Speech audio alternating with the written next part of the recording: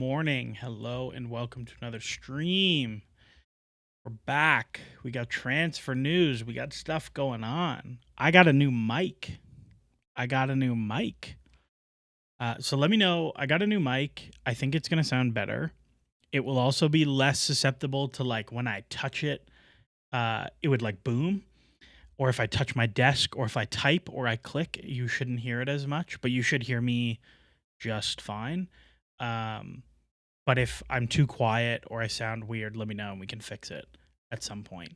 But I did get a new mic, so we're flying for the 25-26 season. We updated the goal table from Champions League confirmed to Champions League consolidation. The goal is set at 75 points. I think that's a reasonable goal for Chelsea this season. We got a lot to talk about transfer-wise. I have a pastry update. We got the homies here. Fuzzbrain's here. Ran Islam is here. Panafooty's here. Andy's here. Patrick Schick-fan is here. We're balling. Panos says, what are we crying about in Chelsea land? I think we're going to cry about Tyrique George a little bit. I think that's going to happen somewhat today. But that's probably a good place to start. So I woke up this morning. Oh, they just confirmed Hato, like right this second as we came online. That's fun. Let me pull up ye old Twitter and see what Joel Hato is officially a blue. That's cool. Good timing. Can I be honest? I'm not gonna lie about I don't love all like the business stuff. I don't love all the transfer stuff. I don't love all the other things. Chelsea waited for me to go online, by the way. Joe Shields messaged me on Instagram and said, go live at 10 a.m. Pacific time so you can talk about our boy Joel Hato or Hato or whatever it is. I know I talk smack about like the business and like they're not good at getting they're not good at getting brand deals done or a shirt sponsor or signing players or whatever, all those things. The CFC London branding with the font and all the announcement photos, and like they did a set of videos towards the end of the season where it was like reaction to results from the stands, and it was just like 24 frame per second, like really well shot video of people reacting to goals. I love this stuff so much. I think it's so good. I've been itching for a Chelsea tattoo for quite some time, and I'm like pretty sure gonna do CFC London. Like I probably won't do the London part because it's a little bit newer, but just like CFC with the lion, I think is gonna happen at some point. And yeah, you're right. The Club World Cup Champions badge is less ugly than I anticipated. Well, who else is going on? Chelsea Youth is here. Apologies for being slack on our pod. It's okay. We'll talk about it. I do have a pod update. Jon MacKenzie of Tifo Football and I are going to record Wednesday morning, my time, like early, like 6 o'clock Wednesday morning, specifically talking about how does Enzo Maresca put together like a real defense for this team with these players. Andrew Ford, name is title challenge, not consolidation. Update the progress bar to 90 points and let the people dream. No, thank you. But yeah, so Jon MacKenzie and I are going to be recording a podcast Wednesday morning. It'll probably come out Thursday, talking about. We'll get the tactics board out. We'll talk about some data. It'll just be like a pod, but there'll be a second person. And specifically, like if you look at last year's Premier League, the Chelsea's defense was like significantly improved than it was under Poch. Like going from 75 goals conceded the season previous to 43 is like pretty nice. I think it was 75. Maybe not 75. 63. 63 to 43 is like a legit real improvement. But if you want to be like a real title challenger, you probably have to take 43 down to like 30. If you want to be a real team at that level. Like Liverpool win with 41, but it's kind of a weird year. If you look at the previous seasons, they're all City. It's 34. Like you probably need to take another 10 goals off.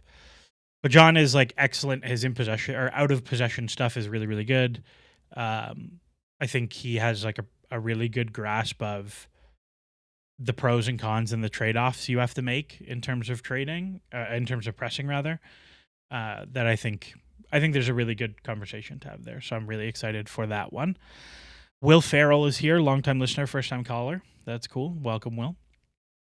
What else we got? Pano Footy, who is currently number 1 in the standings, says Lou Class is teasing a 7 p.m. UK update for Chelsea, it seems. So maybe we'll get it on stream. That's Luke. What's his name? Lucas Blazek or something, right? Yeah, Lucas Bashek. What's he saying? 7 p.m. update. All right, that'd be cool. It'd be cool if we get it on stream. So that'd be fun. Let's see what's up. Jon has been on a tear. I feel like I've listened to a few podcasts with him. Yeah, he did Daniel Child's podcast. But yeah, he's really open to doing stuff, which is cool. Super nice dude. I used to think he was a dickhead, which was in hindsight very rude of me, but he's very nice. And I think he's like pretty fair about Chelsea actually.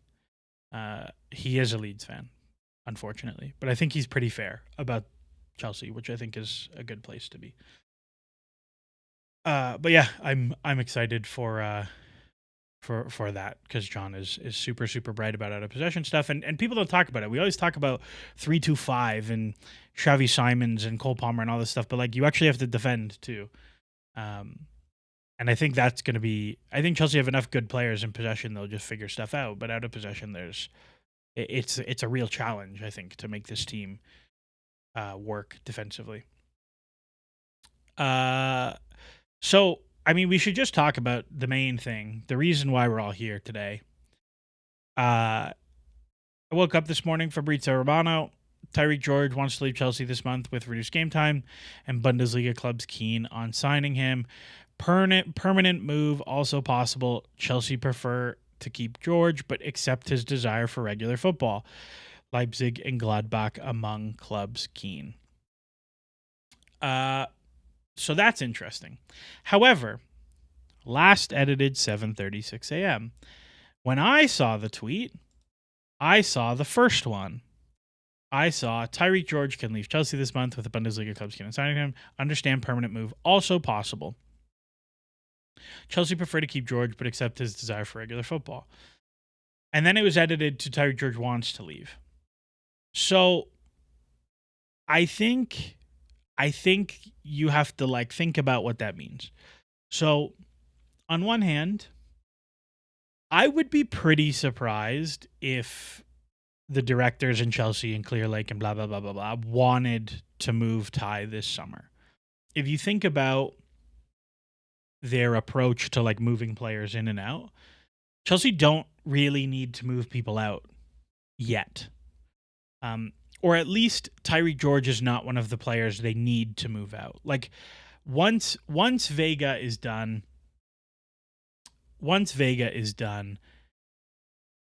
they have to do very minimal movement. Like they're gonna clear enough off that they're fine from the registration perspective, and they made enough profit from Club World Cup that I'm not super worried about it. But I think when you think about Tyrique George, where he's at, he had a solid year last year. Like if we go to his FB ref and just kind of look across the whole season, where did we get? You're like fine with it. This is mostly Conference League, a little bit of League, but mostly Conference League. There's a lot to like there. Again, you have to think about the level of the opponent, but there's a lot to like there in the data. Andy says even if they buy Simons, yeah. So let me see this for a second. Hold on. So I had How do you? Oh, here it is. So here we go. So if you take, so again, Sebastian Anderson, who's really, really good with the financial stuff, he put his thing there, and so he showed like, here's all the outbounds, here's the inbounds. So as is, without Simons and without Garnacho, it's like 50 million. Vega will clear a lot of that. I suspect it's actually not going to be this punitive, as like people, like what Seb has said is about like someone like Levi Colwill, who's a reasonable wage contributor here. He was A-list eligible last year, so like maybe he doesn't count. Also, the way some of these are going to be booked. Broja is, Broja's gone. That's a whole other deal we got to talk about. Broja will contribute to this as a big chunk, and between Broja and Vega, like you get there already before the new guys, and then you have Nkunku. Like if Nkunku goes and you clear 35 million off the books, like there's another huge chunk. If you clear, I don't know what happens with Mudryk. Like if they don't register Mudryk because he's suspended, does that count as another big number off the books? If you move whatever, like how do those things work? We don't know. We'll see. But I wouldn't be super worried. So the point with Ty is I would be pretty surprised if they were pushing for a permanent move, is what I would say. I think last stream we talked about like, oh, I'm not going to do IT Kier stuff. Like there's not going to be things. Like I've heard from like 3 or 4 people this morning that it's not really Chelsea side who were like, yeah, we want to sell you. That it is perhaps coming from the other side about that. So I don't know.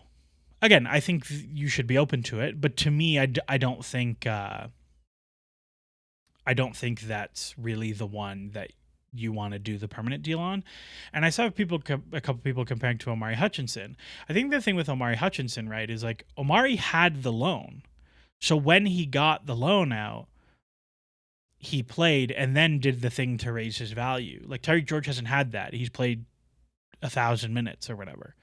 I think he's played 12. I think he's played, including the Club World Cup, 1390s. So, Patrick Schickfan says, do the guys who left in January boost the cap if we sell Vega, Felix, Disasi? I don't know. I don't know how that's going to work for them. My guess is yes, but I don't know for sure. Lord Flaku says, the vid they put out for Hato is nice. Let me see it. Let me see it. Where is it? Let's see.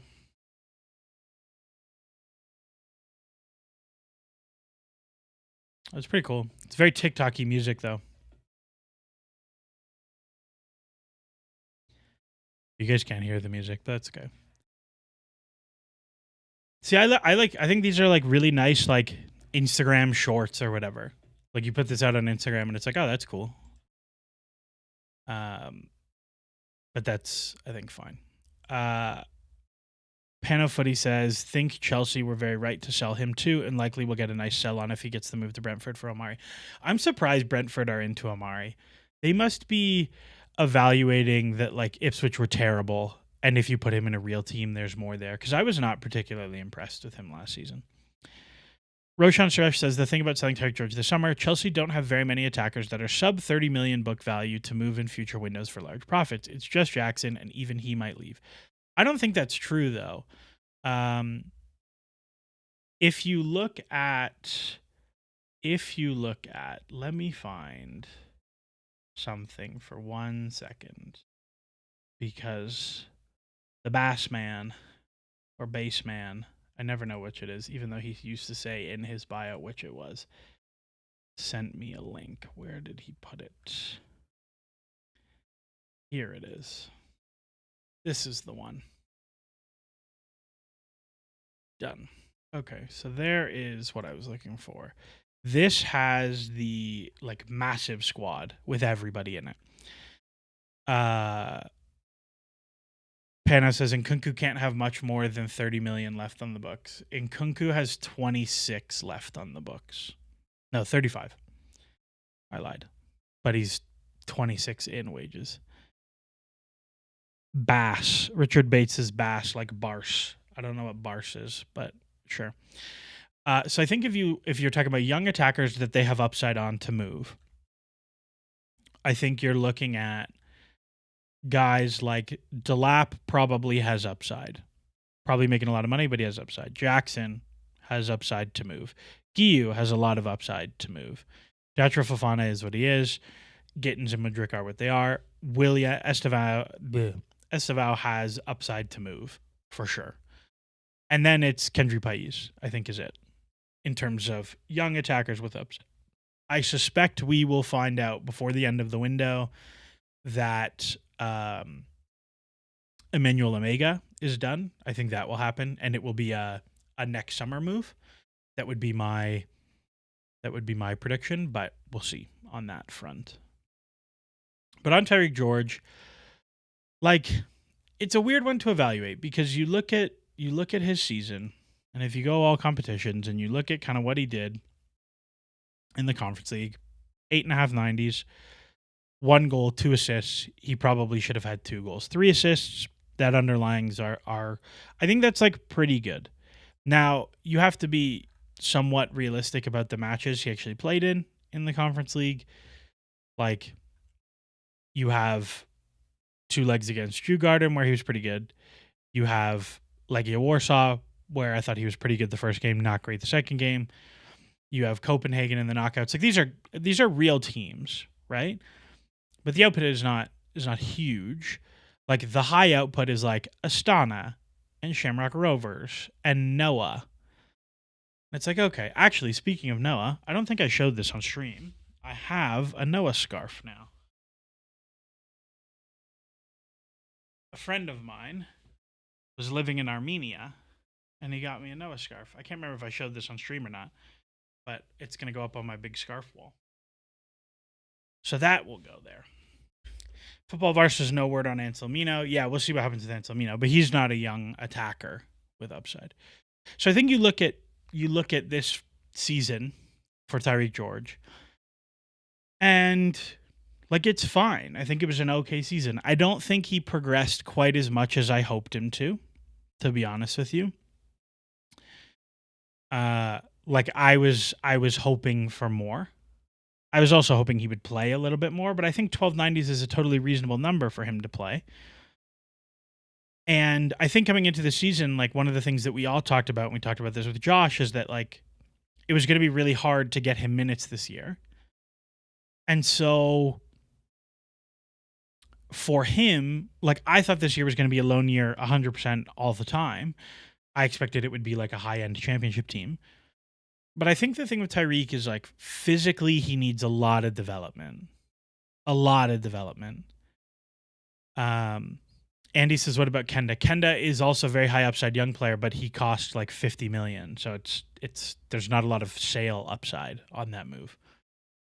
But I think Tyrique needs a lot of physical development. Like, he's just not at that level physically yet.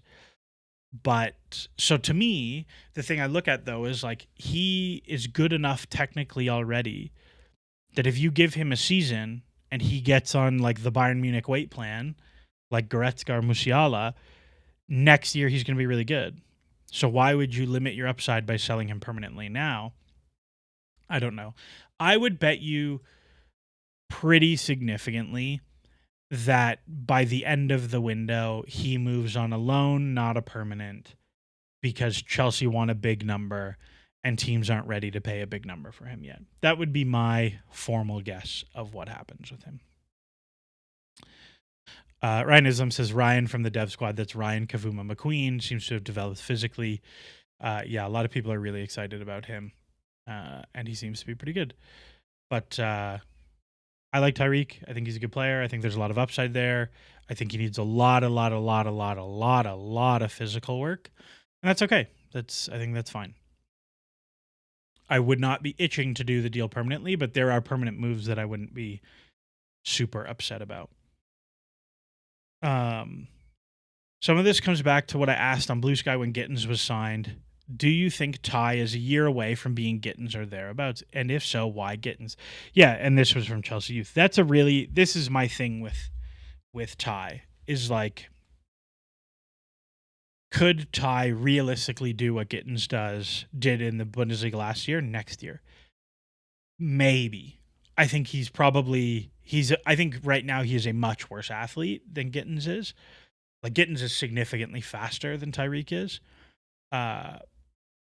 But could Tyrique give you like 5 and 4 in 2,100 minutes in the Bundesliga next year? Yeah, for sure.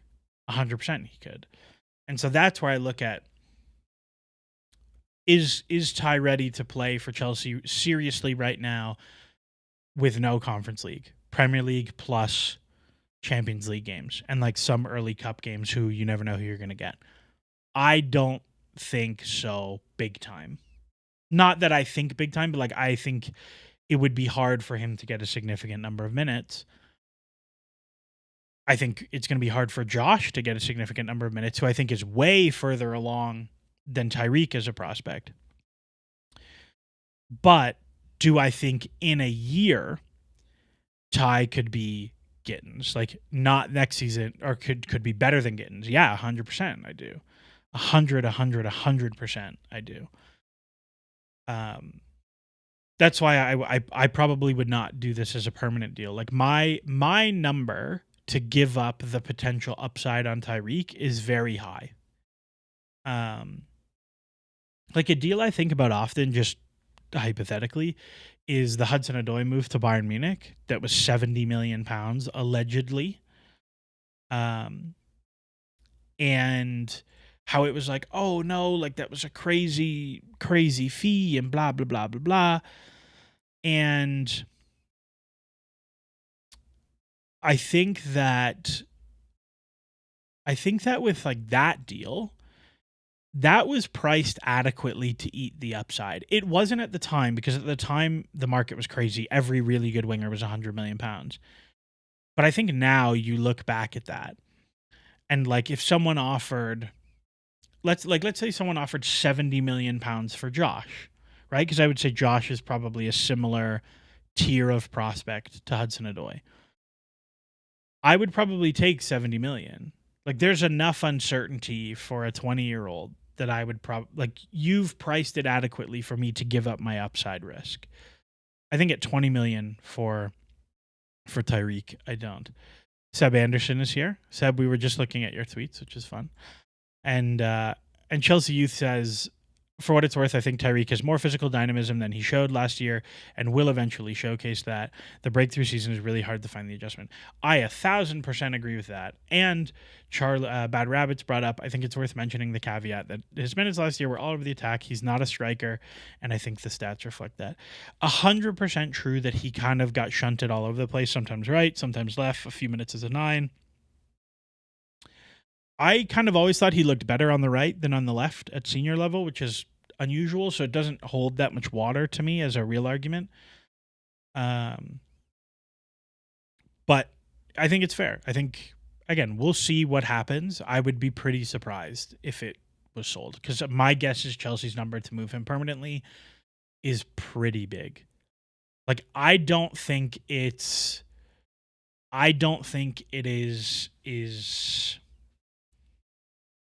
how do I say this? I suspect the deal the Bundesliga teams want to do for him is like similarly sized to Sancho and Gittens and the other young English players they have signed. So like 12. But I think Chelsea's number for him is probably like 30. And so I would be pretty surprised if that deal happened. But we'll see. Comster says, does a loan to the Championship or maybe the French League not make more sense? Even if they want to sell him, that will only help the price. Yeah, like the thing you have to manage, right, is where does he do the loan? Because you need somewhere where they're going to be able to do the tactical things that they can do and technical things they can do, but they also need the room to grow physically but be challenged physically. I think the Championship is really hard for young wingers to go in. especially with his physical profile. I think that's really difficult. But France is a grinder for wingers. Like Seb C says about, like, he would not do Tyrique to France because he would just get the lumps kicked out of him. And I think it's there. And yes, as Chelsea says, other questions for me for whenever I pod with Kier. This is his show. If you guys have questions that you want Chelsea Youth and I to talk about, we are going to record at some point. DM them to me on Twitter or Blue Sky, and I'm saving them for when he comes on, and we will go through them together because there's a bunch of very, very good ones. Andy says, I think Josh is the same tier as Hudson-Odoi, ? So Josh is a better prospect than Colwill. I think Colwill has very much exceeded expectations from when he left the academy. I think he was really good, but I don't think when he was like playing left back at Huddersfield, people thought he was going to be maybe the best left-footed center back prospect in the world. Like, I don't think that was really on the cards. He has developed like 95th percentile outcome for Levi Colwill. Even like Brighton, he didn't play that much because he was always injured. Like, this is development home run for Colwill. So I think that is very real. The obvious like shoe on the other foot of this is Garnacho. And I got a question from Mr. Bad Rabbits on Twitter about this. And let me go find it because I want to go find it. But I don't want to dox my DMs at the same time. But Bad Rabbits' question was question for the next stream, whatever, before I forget it. I remember talking to someone a while ago who told me whenever he looks at a young winger, he runs immediately after the obvious XG plus XA per 90 to carries into the box per 90 because he felt that no matter the level, this was a good indicator of if the player was quote-unquote getting it. Do you feel like these sort of one-number indicators hold any weight? And if so, can you tell us about some that you might use or that someone new to statistically analyzing a player might start with? Seen before that often when someone in chat gives you a name, you pull up their FB ref stats and can give an immediate "this is interesting" / "this is nothing for me." Is there something you're looking at, or does the general lots of green and things relevant to his position? Too long, don't read. What stat most excites you about a young player for each position? And that's a really good question because there's a really good conversation to have about these sorts of things. And so let's look at Tyrique. So Bad Rabbits made the example of their friend looks at carries into the penalty area. So to give you some background, so in the NBA, when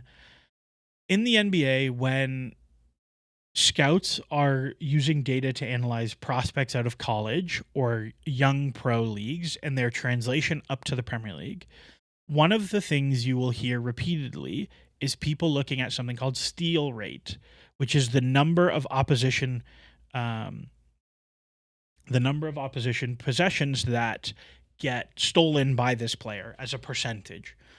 And what they have seen is that steal rate is very indicative of players being able to translate up to the NBA. And the theory is that it's players who are like seeing things happen faster, like their ability to process the game around them is quicker than those around them in college or youth leagues. So they're already processing at an NBA level. They'll be good at an NBA level. If you're an NBA fan, somebody like Tyrese Halliburton, who's like not a great defensive player, had an insane college steal rate. Now, this person made the example of carries into the penalty area. I think that's a really good example. I basically have like 4 stats that I care about. So like obviously XA, XG all matter. 4 young players that I'm like, is this something or is there nothing? The things I care about are carries into the penalty area. Tyrique George is really good. If you can get the ball in positions such that you can move the ball into the box, you're probably pretty good. I care about box touches in general because if you are able to find the space in the box to receive the ball, you're probably pretty good. I care about progressive passes received, which is, again, can you move off the ball to get open to receive the ball, which is like the most valuable skill for attacking for all attacking players. And then I care about shots, just shot volume, raw shot volume. I'm not super concerned about XG per shot as long as it's not like truly awful. But if you touch the ball in the box, if you move the ball into the box, if you can move off ball to get it, and if you can get shots, you will be a good player. There is no doubt in my mind. Dimitri says in the chat, for what it's worth, I stole my shots per 90, carries per 90 for young players directly from Kier. So what Dimitri's talking about is I had I had a filter when I used to do some work for teams where I would say I had a very, very basic filter for like weak leagues, for like terrible leagues that you're like, I don't know how this kid from Colombia is going to translate to MLS, because it was mostly for MLS. And it was, do you put up 3 shots per 90? And do you put up 3 carries into the box, or 2? I think it was 2.5 and 2.5. 2.5 shots and 2.5 carries into the box for non-strikers was my rule. Non-strikers, because shots are kind of easier to get as a striker. And it was if you were under 21 and you could put up 2.5, 2.5, or 3 and 3. I can't remember which. You would be a really, really good young player. And you could go to all the feeder leagues to Europe and all the feeder leagues to MLS and whatever. And it was, if you go back and look at the historical list of those players, it is like gem. Like one of the players that I will toot my horn, and I will allow myself to toot my horn because I am very open that when I miss on a player eval, I'm very open about the players I've missed on. One of the players that popped up was Alexis McAllister, who I desperately tried to get an MLS team to buy for $4 million. Not £4 million, $4 million. So like £3.5 million when he was very young, because he popped on everything. But that was the filter that initially popped up Alexis McAllister. A year later, he moves to Brighton. You can look up. I think it was in the papers that the MLS team tried to get him. But the fee would have been, at the time, there wasn't the roster mechanisms to bring him in on a low salary. He would have had to be a DP, so it didn't happen because of his fee. But like, it's a real thing. So when I look at Ty and I'm like, yeah, Ty needs physical development. Yes, he needs this. Yes, he needs that. He carries it into the box a bunch. He receives a bunch of progressive passes. He takes a bunch of box touches, and he shoots the ball enough. There it is. Shots total. So to me, I'm like pretty high on Ty as that guy. I like him.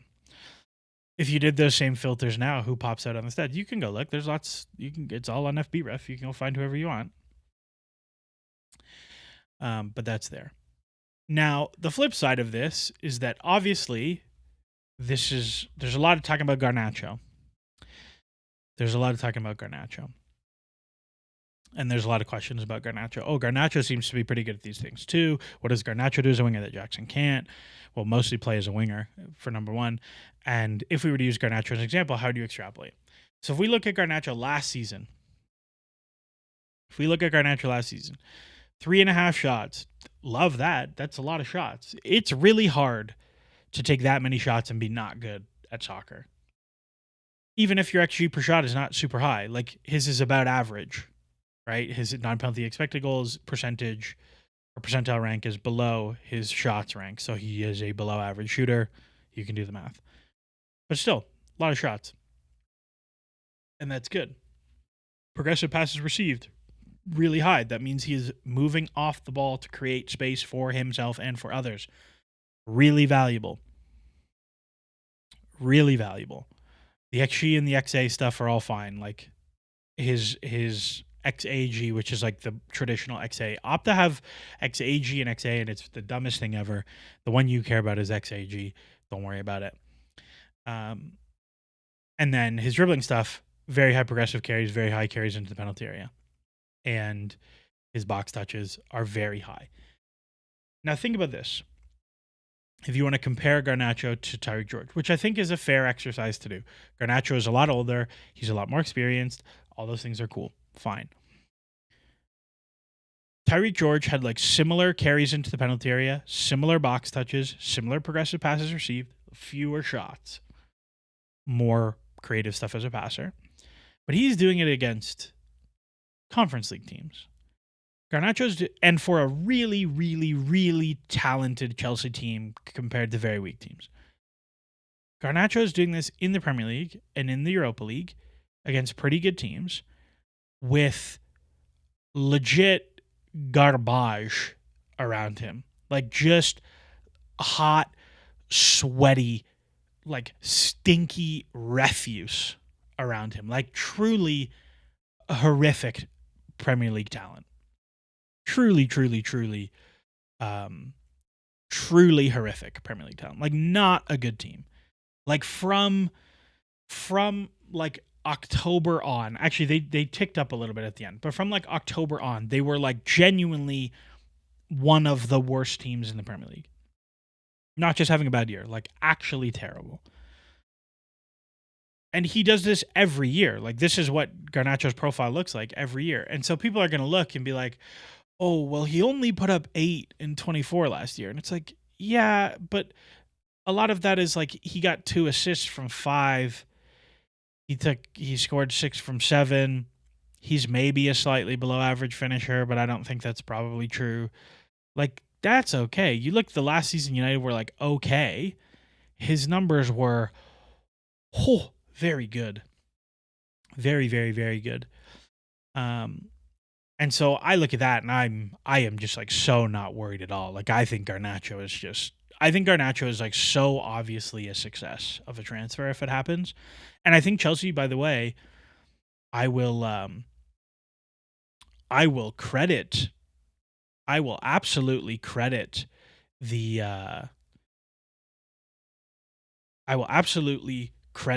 the directors because I think they are approaching the Garnacho deal so perfectly. They are just like a little flirting, like, Alejandro, we like you. Please, we'll just wait for a deal. It's going to come. Dimitri, I did see your question, so I will answer it. I promise it. But thank you for texting me in case I missed it. But they're handling Garnacho deal perfectly. They're flirting. They're like, Garnacho, we love you. Alejandro, you're such a good player. Please just like wait for us. Okay, we got to do some other things first, but just like, please wait for us. And then the whole time, United are like, actually, Garnacho like kills puppies in his spare time or something ridiculous. And they just keep saying even worse, and all these things. And the price just goes down and down and down. And what's going to happen is like on August 27th, Chelsea are going to call United and be like 25 million. Or like loan with a 5 million fee. And then we have the option at 35. And it's like, oh, yeah, like 100% I'm doing that deal. If Chelsea can get a loan with an option that is reasonably priced, like a 30 million option or a 35 million option, even a 40 million option on Garnacho, I would rip your hand off because United are so dumb if they do a loan with an option. I think they're dumb to move him at all. But if Chelsea get a loan with an option, I will dance on the timeline. I think he is so good. Now, the one concern, which a few of you have asked about, and there's a few questions here. Can you actually address Garnacho's low success in dribbles to his overall good carrying numbers? I wonder what to make of that. Andrew Ford, on Garnacho, isn't the obvious worry the lack of evidence in the numbers of ability to repeatedly beat a man 1v1, which is exactly what our wingers have to do. He generates shots on the counter. Andy, if Garnacho's not the greatest 1v1 threat and does have to be used off ball, does that mean we need to have a right winger offering dribbling penetration to make it work? We the Kings, are you worried about his take on success rate? And Angelo's case is a good question. I also want to know about the take on success rate. So the thing for me is this. I have not watched all the video of every single Garnacho take on to give you like the most deep answer here. But what I think about take on success rate is more or less this. His take on success rate is very low. He doesn't actually attempt that many take-ons, 1v1s against the stationary defender. However, there are two things. One, the way take-ons are defined in the data is like kind of bad. Where if you go look at every single event that is called a take-on in the Opta data, and then see what is called a success and what is called a failure. There are things that are called successes, and you're like, what are you talking about? And there are things that are called failures, and you're like, no, that's okay. So like if I was to say Jadon Sancho, right? If I was to take Jadon Sancho's FB ref, who I think has a quite good take on success rate. The thing with Sancho, let me see before I talk out my ass. Yeah, the thing with Sancho is like Sancho doesn't turn it over very often. So like he will like jab step, and then not actually go past you. But because you didn't lose it, it's called a success. My guess with Garnacho, based on his overall risk profile as a player, is that, and what I've seen from watching him, is he will try to beat you or will lose the ball. But if he beats you, it is a clean beat, and you are getting an amazing, amazing, amazing chance out of it. Dimitri tweeted out a stat, or Blue Skyed out a stat, that like Garnacho had 22 cutbacks last season, something like that, which was more than the entire Chelsea team last season. So if Garnacho is like beating guys to hit cutbacks, that's really, really valuable. So to me, I'm not super worried. The other thing that I would say is that like United had no attacking talent. So if the ball goes wide to Garnacho, who, by the way, like most people who, I shouldn't say that. A lot of people like Garnacho a lot. And if you made me guess what opposition scouting reports for teams who are playing United said, it would probably talk a lot about Garnacho in the scouting report. And what I think you probably saw a lot of, and what I saw the times I would watch United, is they had so little attacking thrust in terms of presence in the final third. It really was like Garnacho and Bruno and like Ahmad a little bit, that when he does have to like take guys on, he's getting doubled up on pretty heavy. So I think, I don't know. Mafusa Rahman says, United fan told me Garnacho can't dribble or shoot, can't make the ball stick, can't create meaningful separation, is extremely one-footed, selfish, and has poor tactical understanding. This person is a United fan, though. So you got to be, how smart is this person, really? To me, like, I think Garnacho is just a no-brainer. I think he is super, super legit. And now what I would say, and Andrew Ford brings up a good point. He says, didn't we buy Gittens because he has amazing take on numbers in the exact same data? And you're right, he does, right? Gittens, if you look at the take on data, is stupid good. Like, just rinses people as a dribbler. He's super quick from a standstill, like just absolutely nuts. Huge amount attacked every season. The thing to me that's like different about them is Gittens off ball is not at all dangerous. Like, he is waiting to get the ball 2 feet and then be dangerous. Whereas Garnacho off the ball is a menace. Like, his movement in behind, I think about the beginning of the season with Chelsea, and you think about all the cool stuff Chelsea did, where you'd have Palmer show diagonally low and you'd get all these different movements in behind. And I think about a world where like Garnacho is the off winger to Palmer, or Palmer is showing low. Like, you can imagine the damage Garnacho would do in behind running for Palmer passes. And it's like, you don't have to face low blocks if you just get in behind early. Like, the number of teams who actually choose to defend Chelsea pretty deep is not that high. And I think when we're talking about a squad, right? If the price for Garnacho is low, like if it's 30 million for Garnacho, you have a winger core of Neto and Estevao on the right. Like, I got this here. On the right, you would have Palmer, Neto, and Estevao to do whatever you want. And on the left, you would have Gittens and Garnacho to do whatever you want on the left, right? That would be what you do. And that's still there because you have not moved yet. And I'm just going to leave it as is. Did any of these guys go yet? No, they didn't. Felix is gone, though. So at that price, you have like a legit clear winger core of like, on the left, you have Gittens to run and take guys on. On the right, you have Neto to run and take guys on. And like, those are your two. On the left, you have Garnacho to run off the ball, running behind. On the right, you have Estevao to run off the ball, running behind. But he can also be like the attacking, dribbling winger guy. And then you have centrally, you have Palmer or you have Simons or you have whatever. Like, I think that's actually really good squad planning. I think that's fine. João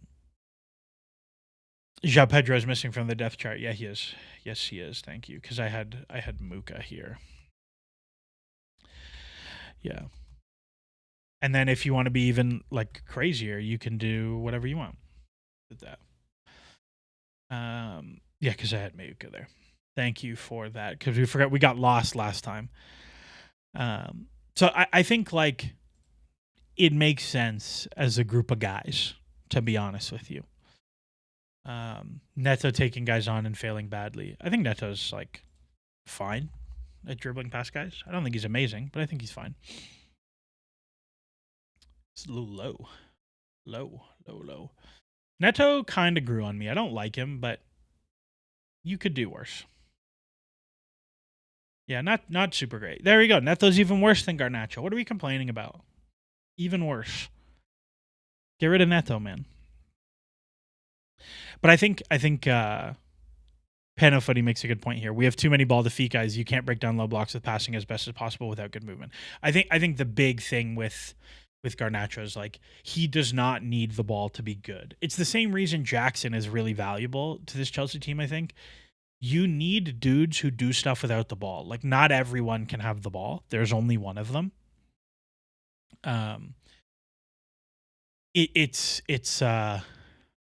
You just need guys to move off the ball.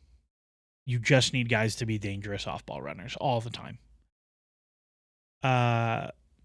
Mafusa Raman says, is Quenda going to Strasbourg? Are we selling Neto? There have been a couple people mentioning, well, what happens next year with Quenda and blah, blah, blah, blah. I think the thing with Quenda, Quenda is like not as far along as people think. He's a good player, and I think he's going to have a good year at Sporting. But like, he played a lot of minutes as a wingback in a super dominant system in a very weak-ish league. Weak-ish. Not super weak, but weak-ish. So I think you just have to be really, really cognizant of that. However, I think Kenda's legit, and I think he will be a legitimately good player. But I would not be shocked if even after next year they're like, actually, we have to do another loan. Because I think there's a very little chance that he's a fullback in the Premier League, and Chelsea are not playing a back three anytime soon. So you have to be mindful. On Garnacho, though, Panafis Kenda's vision moves me. He's a way better passer than I anticipated. He definitely can pass. I think long-term he's probably going to be better on the left than the right, but that's okay. On Garnacho, the one thing where I get a little hung up is like if Jackson is folded into the move, unless there's a ton of money coming back your way, I'm definitely not doing that. Because I think running João Pedro and Delap is a super light striker core for this year, and I think Jackson is still the best of those three. So if that's what it is, no thank you. But if like Nkunku's folded in or it's a loan with an option, blah, blah, blah, blah, blah. And I think that's real. Ryan Islam says, do you know Raj Chauhan and X? He mentioned he wanted to know what Xavi's off-ball movement is before deciding how he fits with Palmer. What's your take on that? I don't know that person. I think that's a very valid concern because if Xavi Simons is just going to try and get it to feet all the time, he's going to be a significantly less useful player. I do think Xavi Simons' off-ball movement is pretty good, though. I talked about it in my video for him. Like he has very good timing to arrive in the box, mostly from wide areas. But if you watch him for Holland, he does make a lot of depth runs. I think that's pretty real. Andrew Ford, do you have any mental models to compare the value in terms of Premier League points of spending 150 million on depth in Hato, Garnacho, Delap, Simons versus buying some other world-class player? So the way to do this, right, is you have to model out how much are those players going to play, and then what is their impact to your goal difference going to be. So in the case of Barcola, right? Barcola becomes your starting left winger over Jadon Sancho. He plays 3,000 minutes at left winger or whatever he plays. And you say that, like, we'll pretend that he translates exactly how you would do that math, right? So Barcola last season was 1 xG, 1 non-penalty expected goal or assist. Sancho was Sancho was 0.3. So you would get 0.7 non-penalty expected goals or assists for every 90 he plays. If he played all 30 90s, you would get a 30 goal increase from playing Barcola over Sancho. Obviously, it would not work that way, but just pretend with me. You would get a 30 goal increase from playing Barcola every single game. Every goal in the Premier League is worth something like £2.5 million. That's a pretty dated figure. I bet you it's probably closer to 4 or 5 now. That number is like late 2000s, early 2010s. And the prize money and the TV money is a lot bigger now. So I'd probably say it's probably like 3.5, 4 million. So if you say it's 4 million for every goal and it's 30 goals, his signing would be 120 million pounds of value. But then you look at Hato and it's like on the depth, right? If you look at the depth, it would be something like, okay, Cucurella didn't play 5 games and they had to play X player out of position, which had this impact on the value. Like you could look at Delap and João Pedro and say, what did Chelsea get from their striker in the non-Jackson minutes and those sorts of things. I think you have to have both. Like one of the things I think about a lot from last season was the non-Jackson minutes were really bad. And the non-Palmer minutes in the second half of the season were really bad. In the first half of the season, they had Felix and Cucu to be pretty useful. So I would not do the Simons deal. But I think like if you did Garnacho instead of Simons and your non-Palmer 10 minutes, you played a midfield 3. Like you played Enzo as an 8 with Andre and Caicedo or whatever, or Reece James or whatever you want. The way they did for the Club World Cup final, that is what I would do instead. And I think that's super valuable. Angelo says, I'm curious about the Palmer Simons Paez logjam. Paez may have to wait 2 to 3 years before we have an opening for him and maybe we sell Simons. I would put the chance that Kendry Paez ever actually plays for Chelsea at like 35%. Sorry, the chance that he is sold before he ever plays for Chelsea at like 35%. I think he's just like, they've talked about him a lot because the runway for him coming has been really long. But I think you just put him in the same like bucket as like Cassidy and all those sorts of guys. But the way that the math for that modeling, I just had to stroke and switched what question I was answering in the middle. Yeah, I think Paez, you just have to like put him in the development bucket and not really worry about it. That formation would probably require another center midfielder. Lavia can't be trusted, and for Reece plays an overlapping fullback, I don't see it happening. I don't agree. They played Reece in midfield in the Club World Cup final, and that was how they did it. Like I think there's lots of options to get to a 4-3-3. We talked about 4-3-3 earlier in the summer a lot. Chelsea Youth says, can you use Davies style modeling to add insights to this sort of stuff? Player impact on team performance over the season. Yeah, 100%. So the way Davies works is Davies takes all their event data and then says based on the event data, Davies is even clever. Davies doesn't even use event data. It just uses headline data and then guesses at what the event data look at, which is actually really clever. Because you can use it for leagues that you just have summary data for. As long as you have XG and progressive passes and stuff, like you're good. You don't need every single actual event. But the way Davies works is it's estimating an impact to goal difference.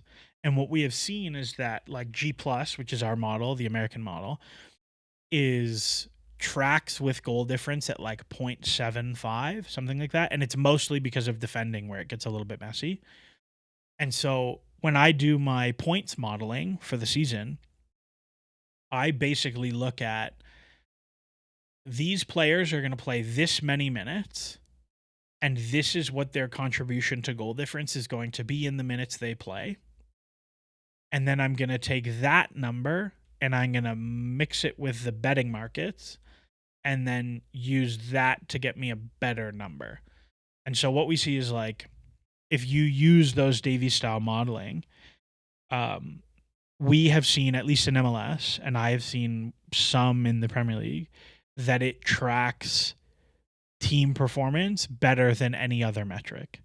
That it actually is reasonably good at projecting out goal difference changes to teams. It's not exact, and it's not perfect, and like individual seasons are noisy, but there is like real signal there. So it does definitely work. And what I will say is, like, Xavi Fernandez, who works at Chelsea, I know for a fact that at Barcelona, they had a model that they could even tell you, based on how the runs that a player makes off the ball, which we cannot do with Davies because we don't have tracking data. They had a model that tracked off the ball movement. So like Garnacho makes a run in depth. How valuable is that run, even if he doesn't get targeted? Because one, he might get targeted, but two, he makes that run and it pulls the fullback with him or the center back with him and opens so Palmer receives it on the edge of the box with 8 yards of space instead of 4 yards of space. And how valuable is that? And so Chelsea have like some pretty real smart analytics people. It is very, very unsurprising to me that they're like, Garnacho's sick. We like this guy a lot. So it's very, very cool. Brian Smith, maybe a dumb question, but why don't more teams players do multi-year loan deals? I'm thinking of Hakimi doing 2 years at Dortmund. Sounds like it might be a good thing. It's a good question. We have not seen a 2-year loan deal. Like Andre did an 18-month one. I don't know. I imagine there's like some logistical hurdles to doing them. But I don't know off the top of my head. I guess like the game changes so quickly now, and managers change and directors of football change, and everybody would just rather like revisit and see if it makes sense for them to go back. But I don't know. Shadi Shamsuddin says, I like Garnacho, but I don't understand the plan buying him and Simons while selling Jackson. You'll have about 9 players for 3 positions while only 2 strikers. I agree. I think that's a weird one. 2-year loans are banned. FIFA changed the rules on multi-year loans officially, though you can get around it with much effort. Yeah, I imagine it would have to be 2 separate 1-year loans. Which, fair enough, I guess. But you don't see many players go to the same club 2 years in a row now. Angelo says, what's my starting 11 for game week 1? For game week 1, Sanchez is in goal. Disasi at right. No, I'm kidding. I think it will be Reece James at right back. I think it will be. I think it'll end up being Chalobah, whose number I cannot remember anymore. So I'm just going to put 12, but that's not right. I think Chalobah will start game week 1 because I don't think Fofana will be fit yet. It will be Colwill. I think it will be Enzo and Caicedo. I think it will be Palmer. I think it will be Cucurella. I think that I don't feel strongly, but it will be Neto. It will be Neto and Estevao to start the first game of the season, and it will be João Pedro as the 9 because Jackson is suspended. I think Estevao is going to start, and I got lazy and stopped changing the numbers halfway through. So it is what it is. Do I think Jackson will be sold? No, I don't. I think Chelsea appropriately have a very, very high number for him, but that's what I would guess. If Andy says, judging from the moves these guys make, why do you think these guys want to make bets at 60, 70 million and hope players scale? Is João Pedro suspended too? Oh, he might be, actually. I don't think so, but he might be. Why do they want to make bets at 60, 70 million hope players scale instead of just buying the legit superstar?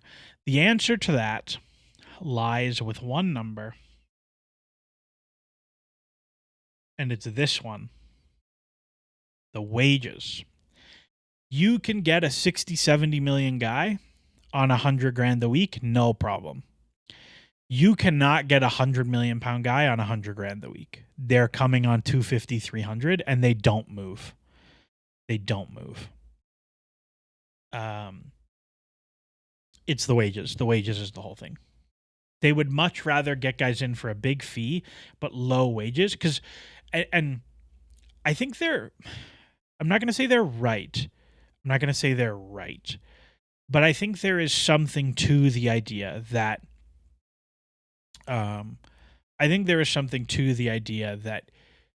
a player with a high fee and low wages is significantly easier to move than a player with a lower fee but higher wages. You know what I mean? Where, like, João Felix had comparatively low wages for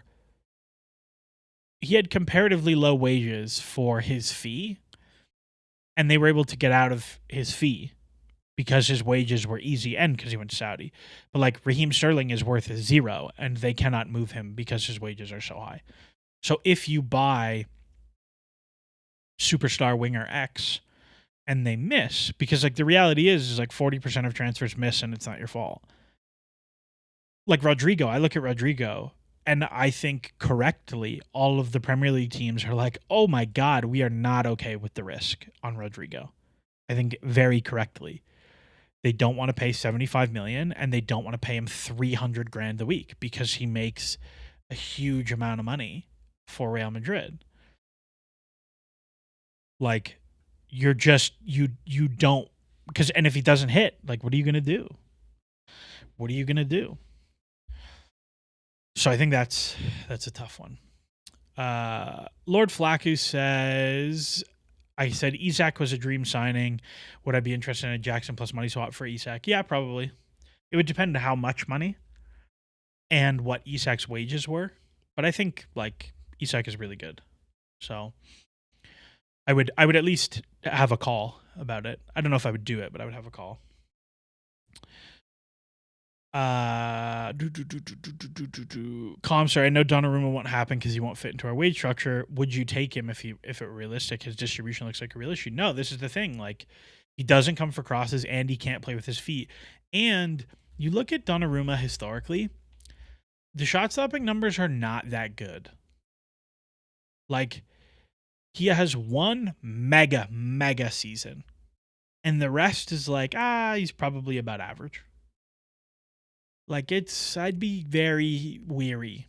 He also gets injured a lot. I'd be very weary with Donnarumma. But the thing with Donnarumma when he was leaving Milan was like, yeah, you're going to get this guy on a free transfer and you're going to get 10 years of a probably good goalkeeper. And that's cool. Lucas Bashik put out the update. All right, what did he say? Lord Flacco, well, I guess I'm here before you're going to tell me. They are trying to maximize their success at the Club World Cup by increasing financial expectations to more than 60 a year. This lengthens the process. 3 entities for further talks, 1 from the Middle East. I mean, I don't think that's really an update, but okay, sure. I did tweet this week, by the way, that I would be very nervous if I were Chelsea about sitting on this front of shirt thing for I just got a work text message. I would be very, very worried about sitting on this front of shirt thing because we saw how tenuous the Champions League thing was last year. What happens if you start the season and you win one of the first 5 games? Like, are people going to get real, like, because I don't know, you're not getting $65 million a year if you're not a lock Champions League team. So I think that's hard. I think that's very, very hard to worry about. I don't know. I think you should really push to get this deal done. I do have a Pastry update. Does the chat want a Pastry update?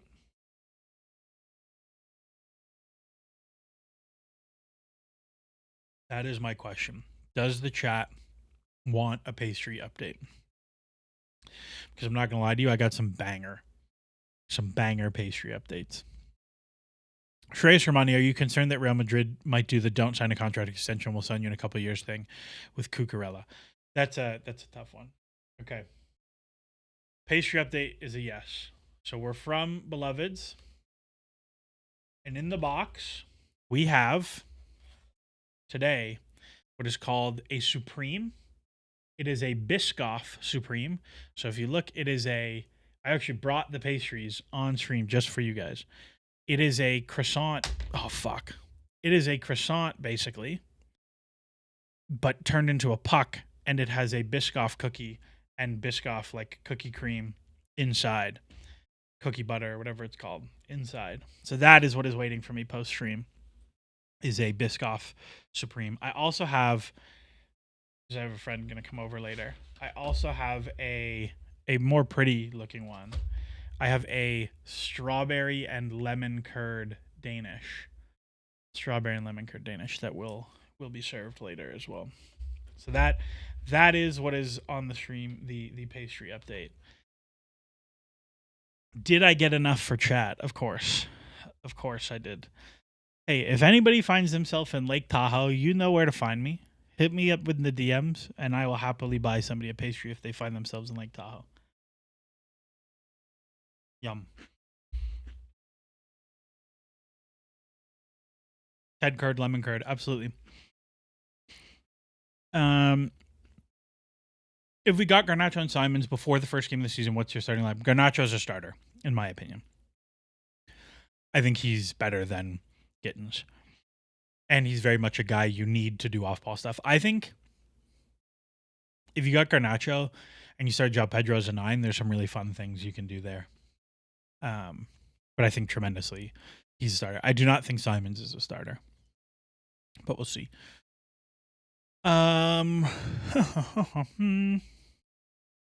What do we got in here? On Cucurella, am I concerned that he leaves on a free contract? No. Am I worried? No, because if 29-year-old Marc Cucurella leaves for free, like, you're not that mad. You're not that mad about it because he's going to want a big number. I suspect that, and I think I tweeted this, that I think his contract extension is going to be really hard to do because he makes a lot of money and he's pretty good, but the years on the extension come at a weird time. My guess is he will get a 2-year bumper and then they will try and sell him like next summer or the summer after, depending how good you are.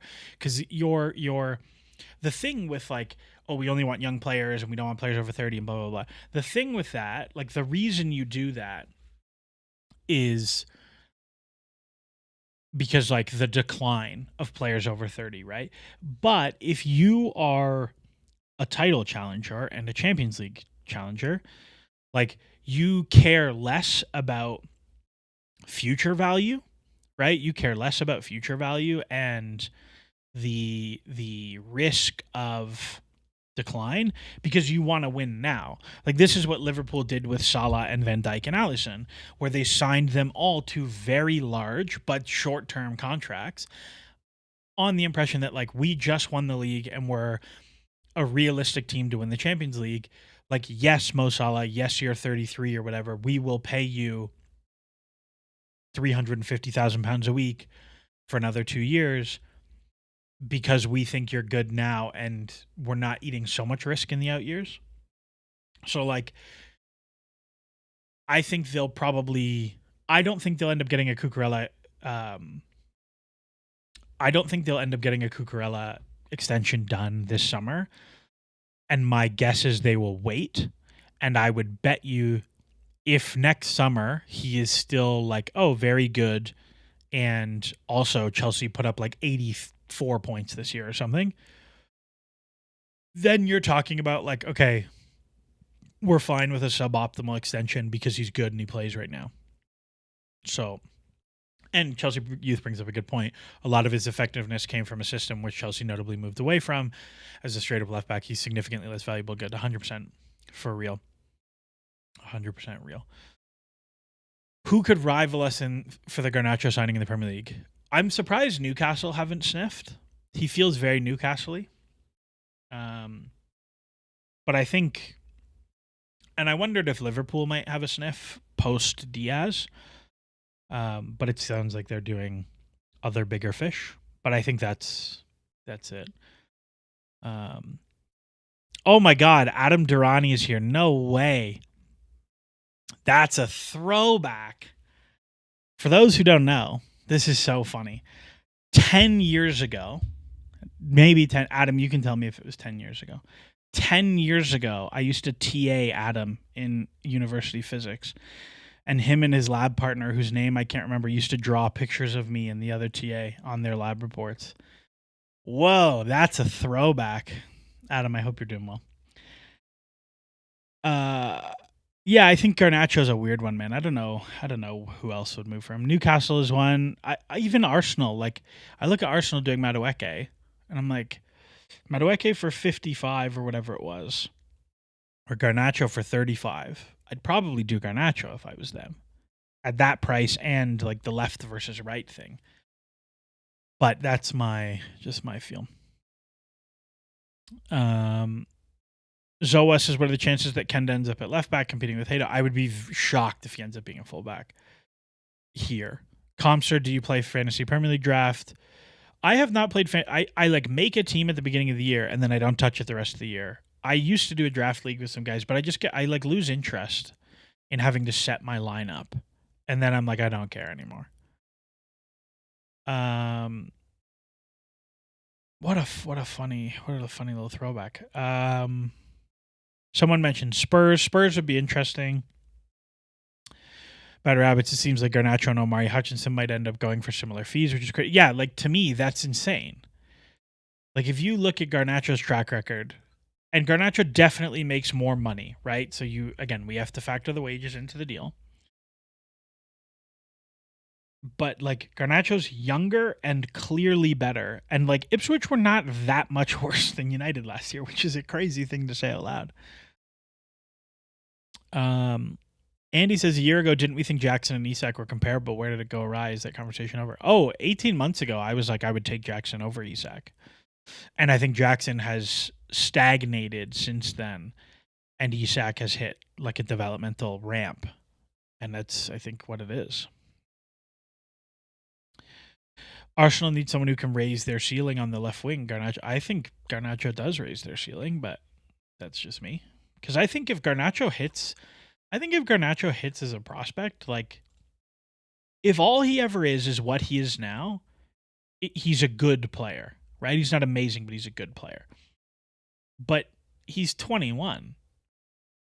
At 24, could he be a 10 and 8 guy? Because that guy's awesome. That's so valuable. Top Dog says we just don't need Garnacho. I don't know. I think we do. I'd take him. What is holding Jackson back from going to the next level? So Jackson has two, to me, very clear flaws. One is he just doesn't kick the ball that good. He just doesn't kick the ball that good. Like, I don't think he's going to be a hugely negative finisher, but I think it does. I think it affects even his passing game as like a dude. Like that he's not that good a he's a good passer in terms of vision. But he is like just not that good a ball striker, which really, really hinders him. And particularly because he's not a good ball striker, he like only goes to his right foot. He doesn't like to shoot with his left foot. He's not a great header of the ball. All those things matter. The discipline thing is like maybe becoming a thing, but I'm not super concerned about it. But the biggest thing with Jackson is like his movement in the box just has not gotten better at all. Like he is still pretty stagnant to attack the first post. He is still pretty slow to move off ball and do that sort of thing. Like that is where he needs a real amount of development still. And he's young. Like in terms of minutes played, yes, Jackson is 24, but Jackson has played 83 90s. If I go to Garnacho, who's 21, Garnacho's played 60, 90. It's like they're not that far off. You know what I mean? I think that's the biggest thing. Like his movement to, if you imagine the situation, the ball is in a wide area, the center backs are all organized in the box or whatever. They've made their stuff. Like, what's your movement to get free? Is it double moves? Is it cutbacks? Is it whatever? And like he does it sometimes, he doesn't do it sometimes. It is easily the biggest spot for improvement in his game, because the movement and behind stuff is good. The pressing is really good. The defensive effort is really good. Like he just needs to attack the near post over and over and over and over and over and over. Like his first competitive game for Chelsea against Liverpool, he makes an unreal double move. Reece James cuts it back and he skies it. And it's like, yeah, I don't care that you skied it. Do that 1,000,000 times, please. So that's the one for me. I thought Jackson showed real improvement the first half of the season. Things kind of went wrong from December onwards, then the injury. Definitely part of it. Like if you look at, he had a really good run of goals in the first half of the season, like from match week 5 to like I guess match week 3, like goal, no goal, 2 goals and assist, no goal, goal, nothing, goal, nothing, goal. Like you're really happy with that run. And then he does fall off a cliff a little bit. And the injury definitely hurt him. But the metrics didn't really decline that much in the second half of the season. He had like a bit of a dry patch in places, but it didn't fall off that much. I still think he's Chelsea's best forward. So why are we not buying an overlapping left back? Actually, before this, because I want to talk about Garnacho, because it's still here. If Garnacho is more like 45 million, am I still into it? I don't know. Probably. But at that point, I'm like, I don't know if I actually want to do a deal at that size. Then it becomes more, I'd rather do Garnacho than Simons and just do one.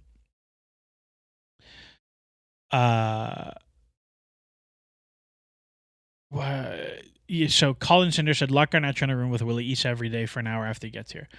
I think people are like, I don't know why people think Garnacho is that much of a dickhead. Like, he's 21. That's fine. His brother is like a 16-year-old who tweets things. Like, Thiago Silva's wife was worse, and she was an adult. And, like, the manager told him in front of everybody on his team, find a new team next year. And people are like, oh, he's a dickhead because he liked Fabrizio Romano's post linking him to Chelsea. Like, yeah, Ruben Amorim said he's a loser in the press. Like, I think he is being graded very unfairly in terms of his attitude, to be honest. The same club said Marcus Rashford, who spends his free time feeding the poor children of England, has a bad attitude. Like, what are we talking about here? So, I don't know.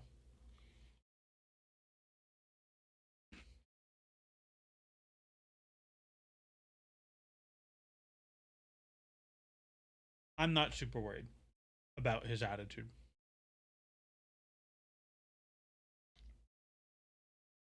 On Garnacho, anyway. Who is the player we want to talk about, though? Simons is well clear of Garnacho. I don't agree.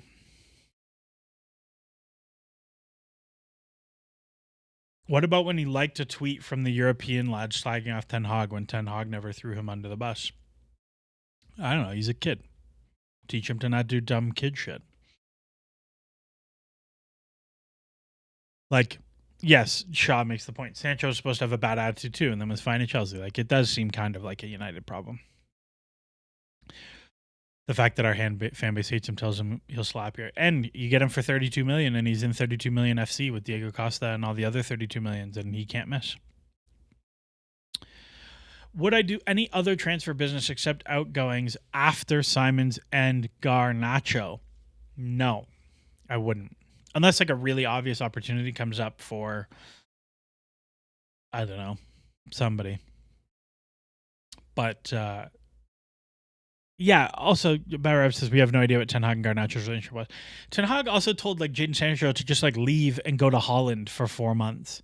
Like I don't know what Ten Hag was saying to people, but like he was definitely saying something. Chelsea Blue said I had 1 point with Jackson before, sent the message earlier. Do you think his shooting technique is poor is why he doesn't make the runs of the box? No, I don't think so. I think he's just like not, his box movement isn't great. Because even the first season he did it, but it wasn't consistent. What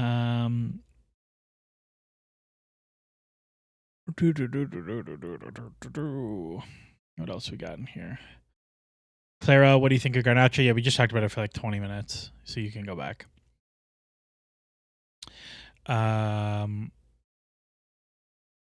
Does Strasbourg sign anyone else this summer? I don't know. I don't really care that much about Strasbourg. Somebody asked about Chilwell. Why are we not buying an overlapping left back or reintegrating Chilwell? Feels like buying another inverter on the left means we will have to play Gusto right back rather than James whenever we want 3 center midfielders. Well, I don't think that's necessarily true because, like, vaguely, right? So let's think about this. Here's your 4. One of the fullbacks has to go into the 3, and one of the fullbacks has to go somewhere else. You can do James to make the 3, and your left back goes inside. You can do James to make the 3, your left back goes outside.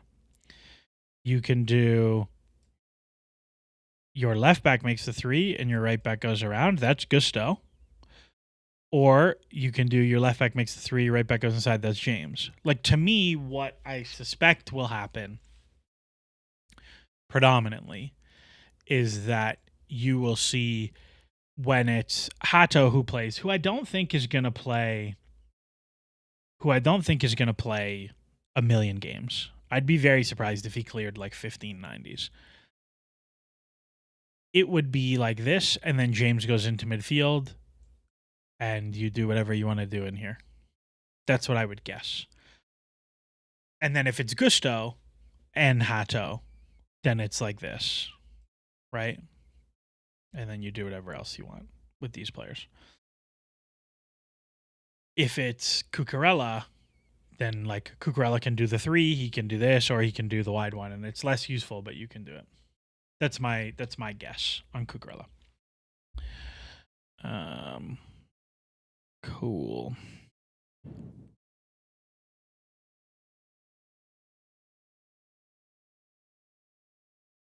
Let me see. Sorry. So it happens when you have to do your job.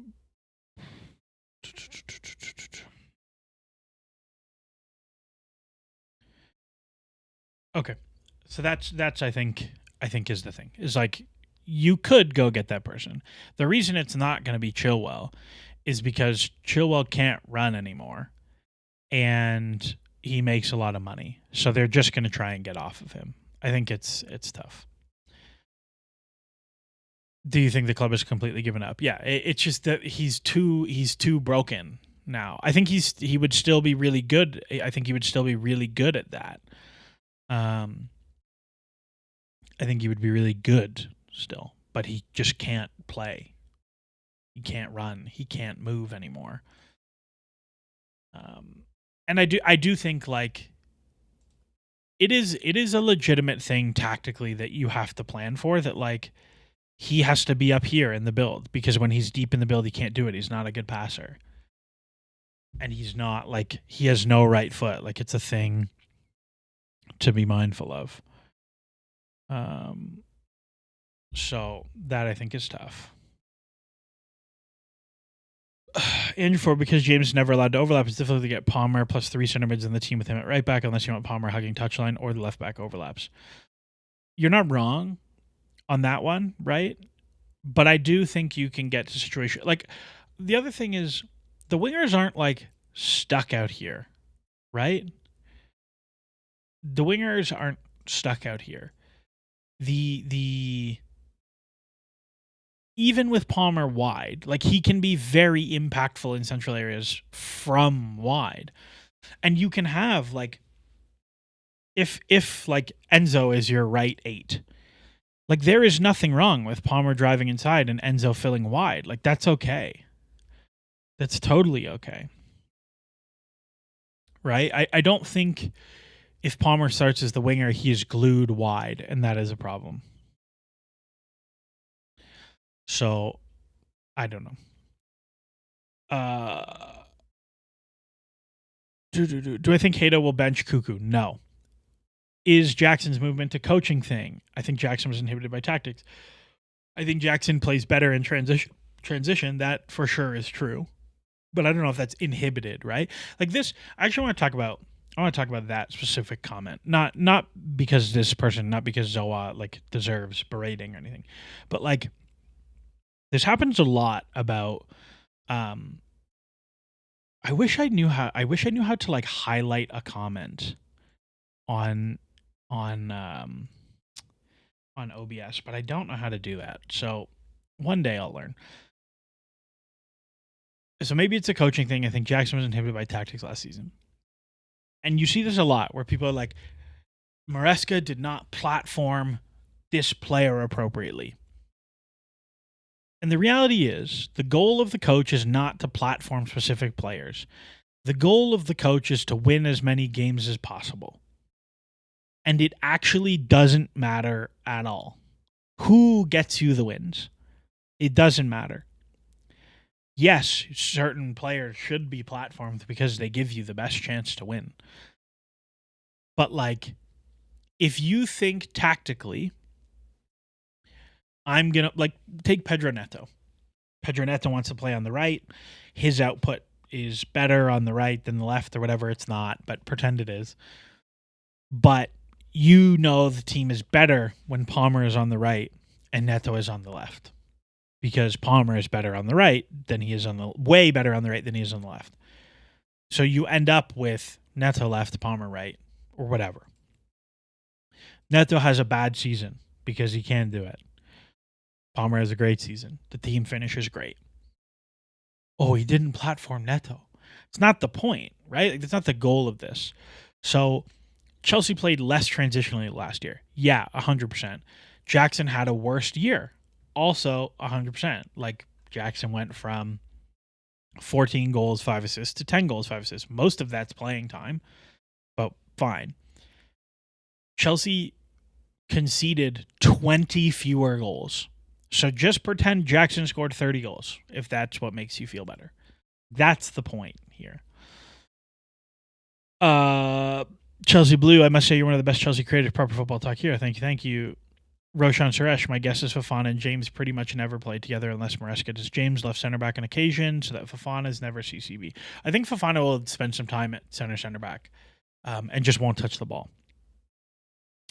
Why are people freaking out over the George stuff? We spoke about George right at the beginning. If you want to go back, my take is basically I would do a loan, not a permanent, but I think he's okay. I think he's a quite good young prospect who maybe didn't show as much as he could have last year. Dawit Gebeyu says, Paez is so good, man. People are sleeping on him. I think Paez needs a lot of time in the oven, so we'll see. Chelsea Blue, what do you expect from Maresca tactically, trophy-wise? The expectations are high right now. To me, if you go to the Premier League and you say, what is Chelsea's goals for next season? You scored 64 and 43 conceded. Can you get goals conceded below 40? Can you get goals for above 70? So you're a plus 30 expected goals team, which is like minimum to be a title contender. And can you do that with the Champions League? If you can do those things, you'll be fine. And it's a win of a season. Maybe have a cup, maybe whatever. I don't know. But that's what I'm looking for in the league. Kind of wild that you think Simons isn't much better. From a technical level, Simons on a different stratosphere. IMO. 100% agree that technically Xavi Simons is crazy compared to Garnacho. But like, football is not about, this is going to sound crazy, football is not about technical ability, right? Like that's not the thing, that's not what wins you game. Like being techie does not win you games. off-ball movement is significantly more important than technical ability. Like, obviously, there's a floor. Like, Garnacho scored a bicycle kick. Like, the guy can play. But off-ball is much more important. Did I play football? Yeah, I played in college and played, like, elite youth development in Canada, like MLS Academy type stuff. But I was not that good. Who's the savior center back we signed? I don't know. The center back market is very weird. Mintran, do we think we should move Enzo deeper? Like when he first joined, I think he was really good at playing long passes from the back. Yeah, you have to be careful with Enzo because he's become quite good at arriving, but he's also very good deep. Like one of the things I wanted to see Chelsea do a lot more with, I wanted to see Chelsea do a lot more last year was against low blocks, bring him deeper to get on the ball more, to break the line as a passer rather than a between lines box arriver guy. But you got to balance those two things. Preferred starting 11 for big games and then games where we are expected to dominate possession. Big games, I am going Palmer. I don't know what number Andre Santos has. So I'm just going to say 14. I am going, assuming he is fit. I also don't know what number. I don't know anybody's shirt number. He's not 27. I don't know. I'm just going to guess. I don't know. This is what I'm going for big games. I'm going legit midfield 3. I'm going Palmer. I'm going Jackson, and pick whatever winger is playing well. Santos is 17. Thank you. Whatever winger is playing well on the opposite wing. But I'm going like legit midfield 3, and I'm going 4-3-3. Palmer as a winger all the time. Against teams where I expect to dominate the ball more, I'm going to go Palmer as a 10. I'm going to go Fofana as 29. Thank you. I knew it was in the 20s, but I couldn't remember what number it was. I am going Palmer in the 10. I'm probably going to go João Pedro as my 9. And then I'm going like Gittens and Estevao or Garnacho and Estevao or something like that. That's the main. And then like you can do whatever with the fullbacks. The fullbacks are just rotating for freshness.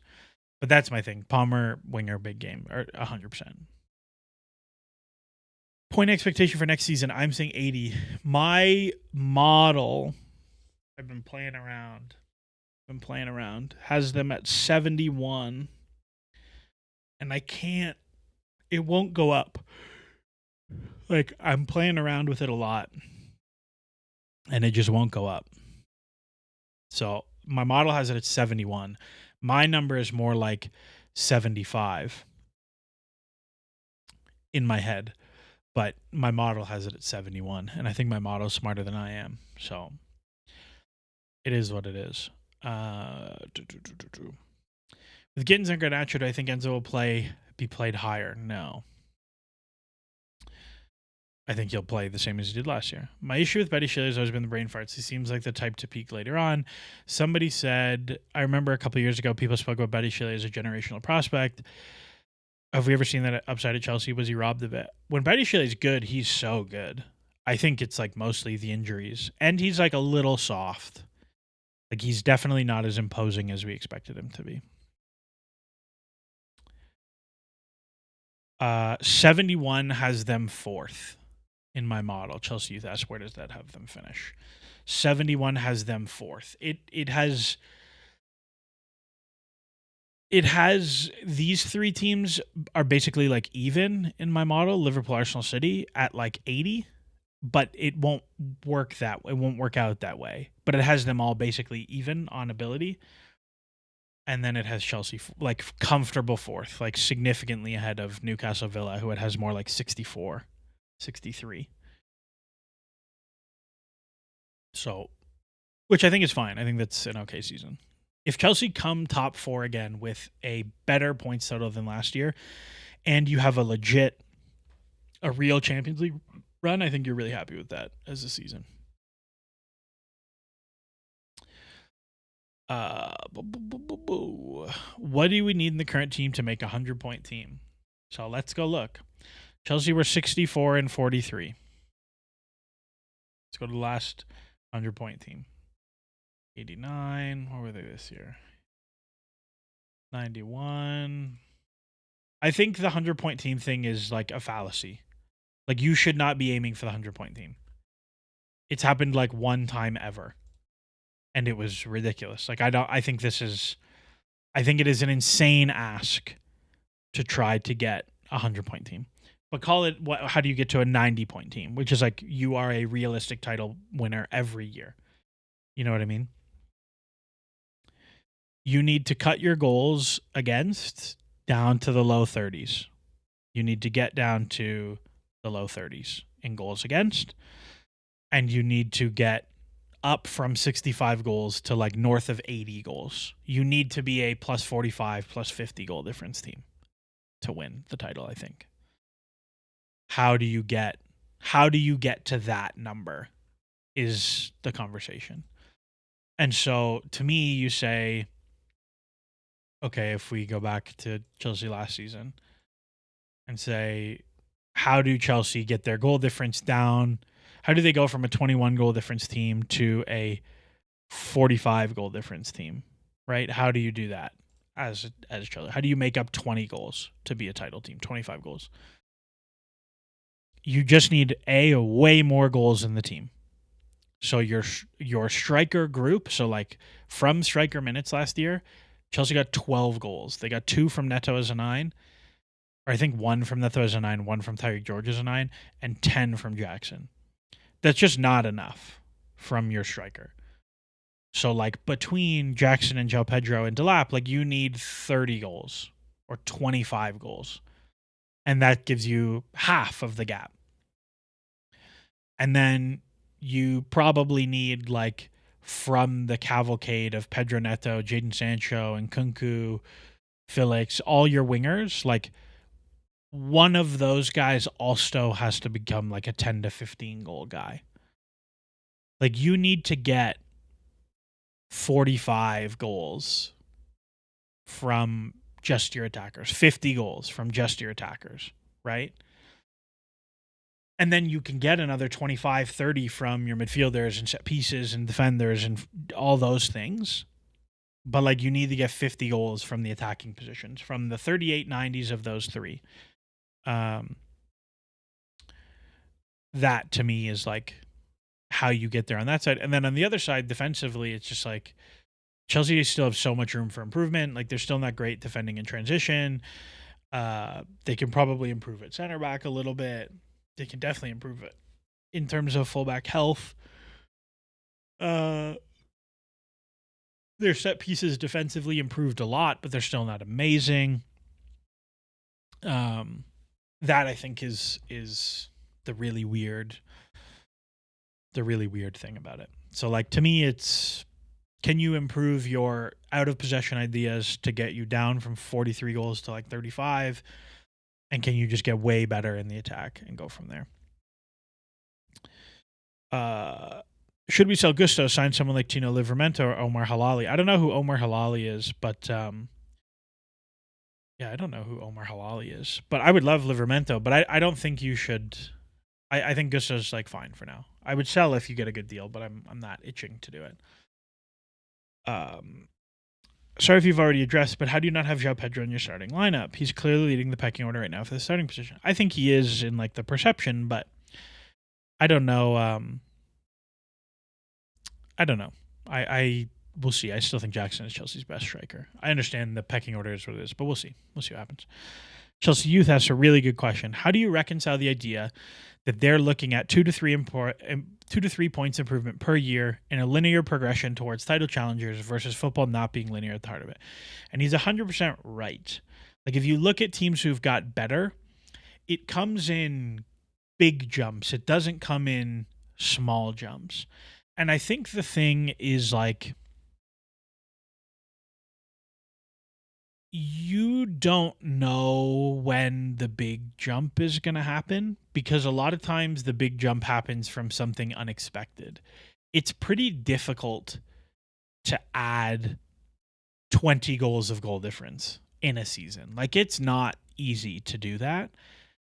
And I think for Chelsea, the non-linear jump is going to come from someone turning into a star that we don't expect to turn into a star. Like Cole Palmer, I don't care who says what. Nobody on the planet, not even Cole Palmer and his parents, thought he was going to pop the way he has at Chelsea. Nobody ever. Anyone who says they did is lying to you. Somebody came at me on Twitter a few weeks ago and was like, yeah, but you didn't think Palmer was a good signing. And I was like, yeah, I thought he was going to be fine. I didn't think he was going to be one of the best attacking players in the world. Nobody did. So put that there. I think you will see if that big jump happens, it's going to come from someone popping. Like, if, for example, I have Estevao being like a 5 goals or assists in 1590s guy this season. But if Estevao is amazing and he plays 3090s and puts up 15 goals and assists, that's a lot of points that I didn't build into the math, right? Like, that's a really big that's a really big one. That, like, I don't know, big error bars. And I think when Chelsea have so many young players and the team is so young, that you have pretty big error bars in some of those players' performances. I think what they would probably argue is that because the team is so young, they actually can have a pretty linear progression. Because one of the reasons it's not linear is, like, when you have a reasonably well-balanced age profile, some of your players that actually play are aging out, and then you replace them with new ones, and that, like, ups the uncertainty year over year where you get bigger swings. I think the reality is like, the 4 teams in the Premier League at the top are so good that your hope is, like, let's just get us to having an 85-point quality team, and then you hope in given years, like, you have good injury luck and good ref luck and good finishing luck, and it is what it is. I don't know. Like, I don't see. It's one of the things that I look at when I, like, try and do these starting 11s and stuff, and I'm like, I just don't see how this team gets to 80 points. Like, it's the same team unless Maresca gets significantly better as a coach or some of the young players pop significantly more than I expect them to. I just don't see it. And, like, I don't know. We'll see. 100-point team aim was stated by Winstanley and Stewart themselves. If I recall correctly, he said this is what they're aiming for till 2030. I mean, they can say whatever they want. Like, I don't think 100-point team aim is realistic. You would have to spend double what they're spending in wages right now to actually have a consistent 100-point team. And you'd have to hire a better coach. It's just, I don't think that's realistic. If we sell Jackson, who do we get? Mateta, or do you have a name who can give us 16 goals minimum? I don't know. The striker market is pretty gross. I would not do Mateta. I don't know if I would do Mateta unless you got a really sweetheart deal, but I don't think that's happening. Read someone who I like on Twitter writing about how it's okay we missed out on Nikitike because Pedro's the real star. That's crazy. Your top 3 additions to the squad, including Simons and Garnacho. I think the Estevao deal is my favorite one. I like Delap. I thought it was a well-priced deal, like, and a clear squad need. And I like Andre Santos coming from loan, I guess. Those 3. But if Garnacho came, Garnacho would be in my top 3. I really like that deal. How much of an effect does the rest of the club have on your points total year on year? It adjusts based on everybody in the league, right? So, like, if everybody in the league got good, because it feeds the betting lines into it, and Chelsea stayed the same, they would be reduced down. Model like Spurs. It liked Spurs last year. Not like Champions League liked, but more than like finishing 17th again. How much weight does the manager have in your modeling? It is a flat bump based on historical manager strength things. And I'll tell you, the only 2 managers in the league who get a weight in the model are are Pep and a manager who I will not name who gets a negative bump. There are only two. Klopp used to have a positive one. Tuchel used to have a positive one. When I was like initially doing it, where there's some old stuff. Big Sam used to have one, but Pep gets like a +8 point boost. So whatever City's numbers are, I just add 8 points to it for Pep because that seems to be what his addition is based on talent. But it's most of the managers like you need so many games to actually see real stuff because you need to see them with a bunch of different players and different teams and different things, and it's just like very difficult to get the numbers for it. And like 95%, it's like finishing. 95% of managers are 0. They don't do anything.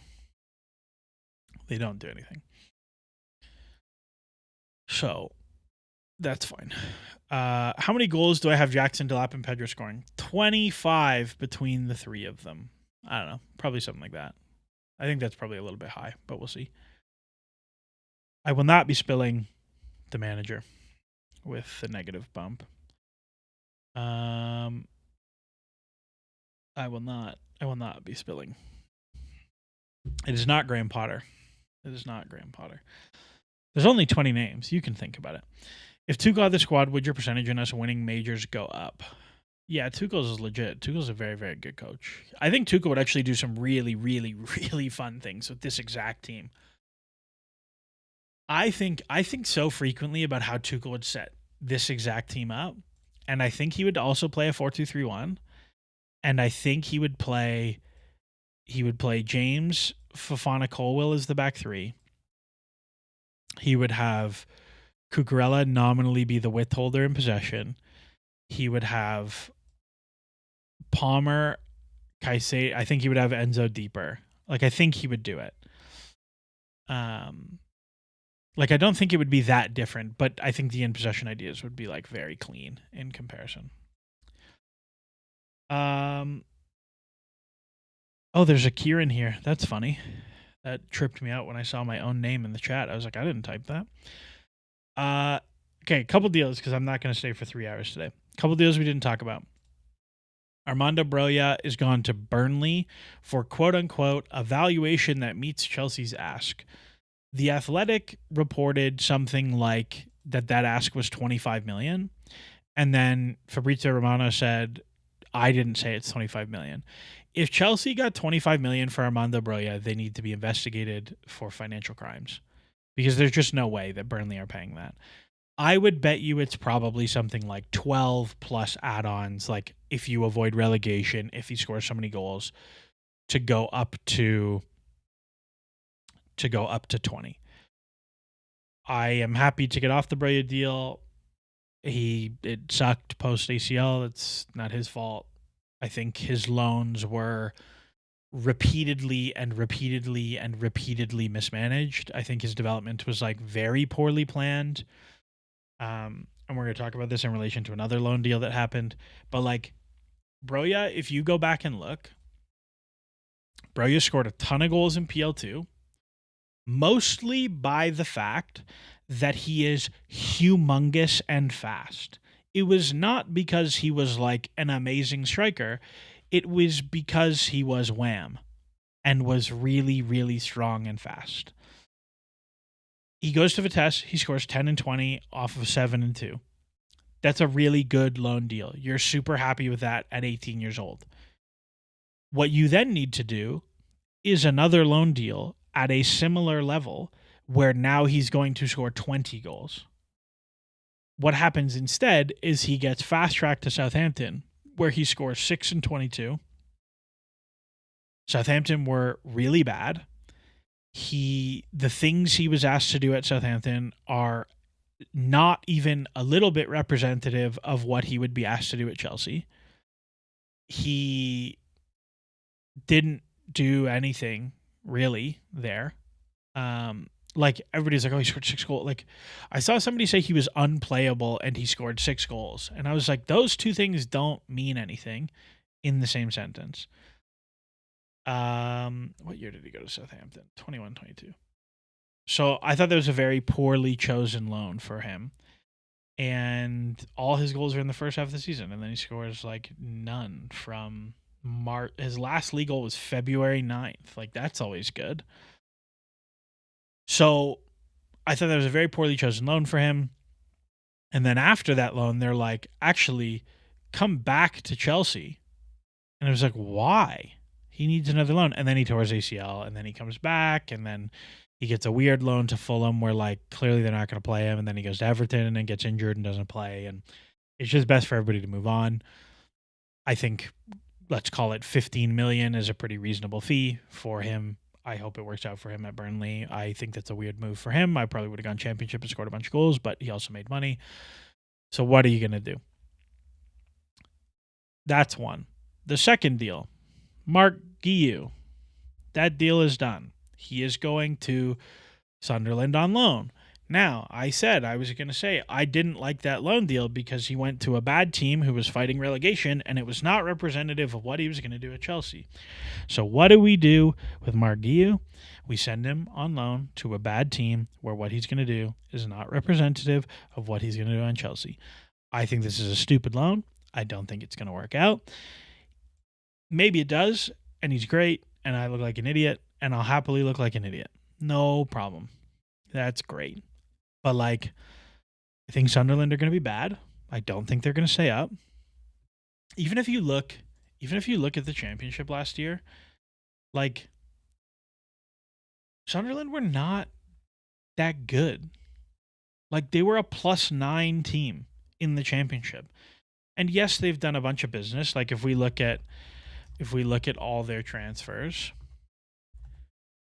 Somebody said, is the manager Scott Parker? Interesting guess. An interesting guess. I look at Sunderland and I say, okay, they spent a ton of money. They sold Job, they sold Tom Watson, no problem. You get Shaka, will probably be useful. They get Rofs, the goalkeeper.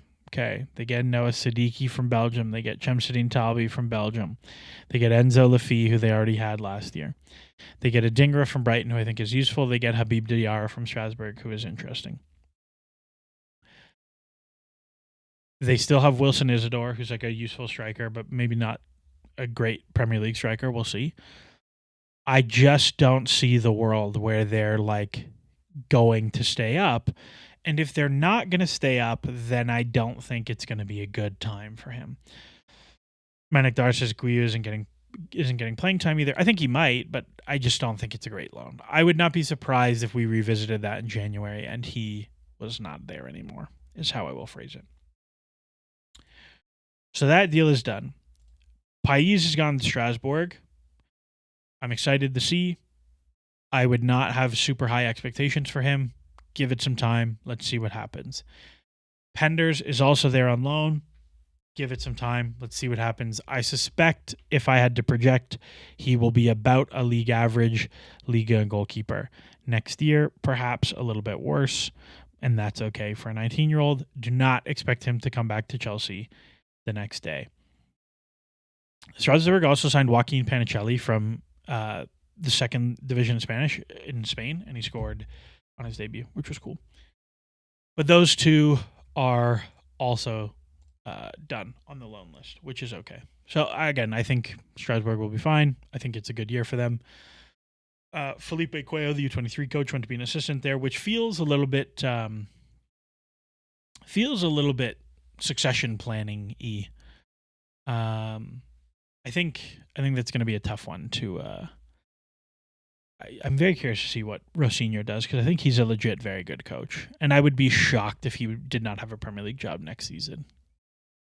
We'll see, and he feels smart enough that if somebody got fired, he would not like go in and rescue. Like he would want a legit project. Kieran says Ishe is there, and so sorry. Of course, Ishe's gone though, so that is there. The other deals that need to get done. I don't know what's going to happen with Anselmino. Fabrizio Romano has said that they have Champions League interest for Anselmino. I don't believe that.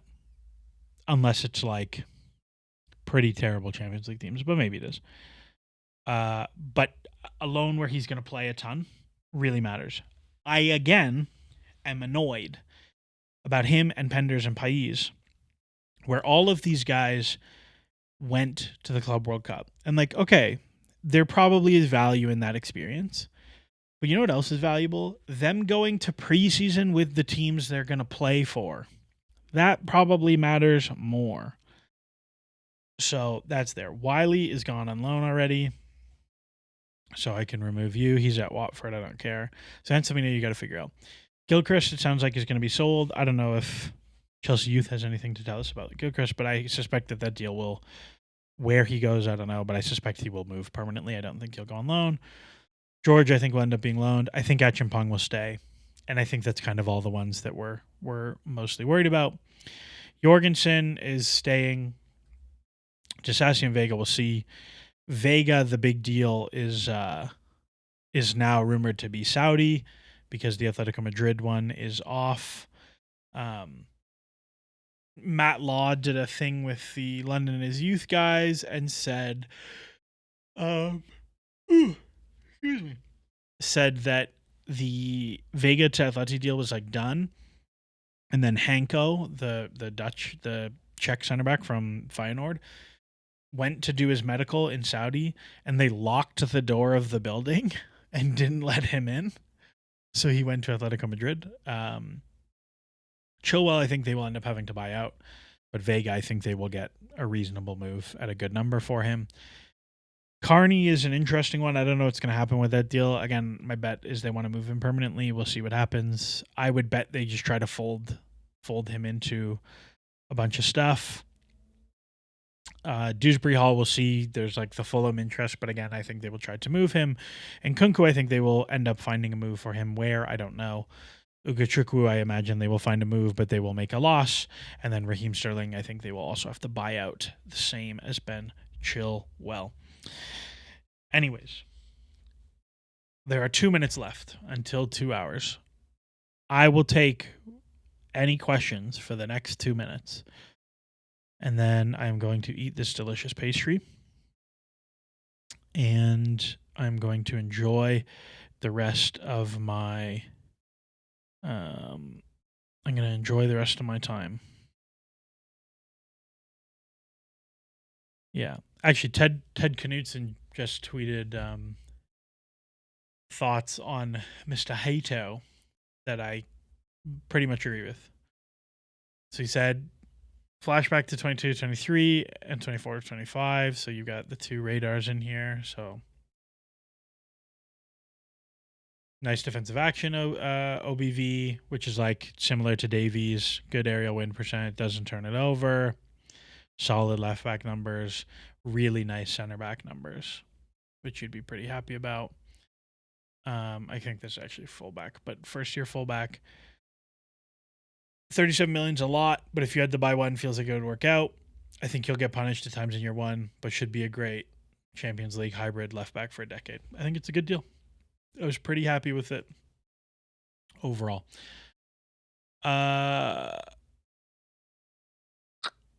Thanks for answering my question. Are there other green flags that's for other positions that leap out to you? The thing with other positions for non-attackers is like it just gets very messy very quickly. Like I could say progressive passes, but I need to know much more about team context. Defenders are like just a black hole for analytics. Like it's very hard to evaluate defenders in the data right away. And then goalkeepers is like, if you have a kid goalkeeper who plays, it's just minutes is like my thing. Because if an 18-year-old goalkeeper is trusted by his coach and his players to play, he's probably decent. That's a big one for me. Who would be my dream signing at left wing, right center back, and goalkeeper? Bradley Barcola, Ibrahima Konate, and dream goalkeeper Georgi Petrovic. I have the third pick in my fantasy football draft. Should I take Bijan Robinson or CeeDee Lamb? I had this exact commentary with my coworker who has the second overall pick, and I told him he should take CD Lamb. But I don't know anything about football, so don't tell me that. Don't ask. What are my expectations for United? Do I think Amorim is legit? What do you think about their recruitment setup? I think their recruitment is still a mess. I think Amorim is a good coach. I think having a real preseason so they all come in fit. I think Amorim is very Portuguese in that like his periodization and his fitness stuff will be like A++++. I think United will be pretty decent this year. I'd probably put them like 7th or 8th. They just need a midfielder who can pass. They need a midfielder who can pass. They need another striker that's not Rasmus Højlund, who I actually think is fine. And like, don't sell Garnacho for no reason. But I think they have like, I think they'll be much better than last year. Much, much, much better than last year. They also need a goalkeeper. Who do I see as having a higher ceiling between Garnacho and Gittens? Garnacho. I once compared Delete to Robert Huth. Turns out I was right, from Chelsea Youth. That's very funny. I do see it. He has the turning. They have the turning circle. Like their ability to turn is the exact same. How highly did myself and Chelsea Youth rate Tudor Mendelodowu? I'll save that for the podcast with him. I liked Mendelodowu, but I don't really know what he's doing these days. Final question. Can we compromise on 80 points, finish third, progress bar? No. Barcola over Doku. Yeah, if it's a dream signing, yes. Prediction on how much I'll enjoy the pastry, 1 to 10. 7.5. Thoughts on launching an ambitious move for Upamecano? His contract expires in a year. He's on sub 200K. Yeah, Upamecano would be very interesting. Pano Footy says should have sold Bruno. Bad fit. I don't know. Bruno is very, very good. But I would have, if Saudi were giving me 100 million, I would have done it. And he says they should take Lavia. I would give Lavia to United, no problem. And they cannot be much worse. Anyways, that's all from me. I hope you enjoyed the stream as always. I will be streaming I'm going to do a watch along for the preseason game against AC Milan on the Sunday. It's a 7 a.m. kickoff for my time. So a little bit earlier than the one we did today, but I will do a watch along stream because it's a preseason game. So I think there's low risk for that. I'll do a watch along for that if I can figure out where that game is going to be broadcast. And then we'll talk a little bit about it after. And then the Premier League season starts the next day or next week. And then it'll be post-game streams and podcasts and all the thing. So watch out for the Jon MacKenzie Out of Possession episode this week. And eventually Chelsea Youth will be on, and we'll go from there. But as always, enjoy the soccer, and if you want to support, like, subscribe, share, comment, all of those sorts of things, it all helps. It all helps. As always, though,